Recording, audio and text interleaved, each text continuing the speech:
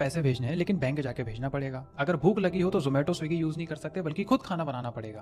पर ये चीज आप नहीं करोगे क्योंकि फोन पे, पेटीएम, जोमेटो जैसे एप्स है ना जो घर बैठे पैसे भी भेज देंगे, घर बैठे खाना भी आ जाएगा।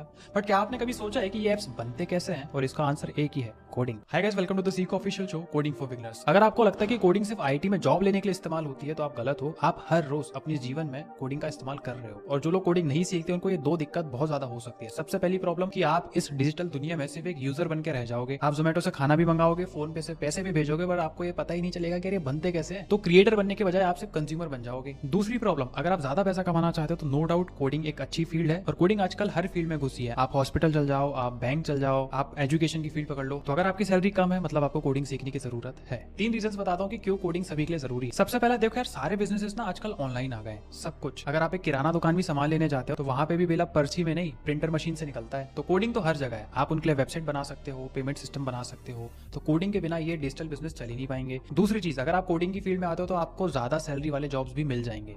करना क्या है, कोई भी एक प्रोग्रामिंग लैंग्वेज सीख लो, पाइथन, जावास्क्रिप्ट, डेटाबेस सीख लो, सीक्वल। अब ये स्किल भी अगर आपको आ गई तो आप 6 से 8 लाख की एवरेज सैलरी स्टार्टिंग में उठा सकते हो।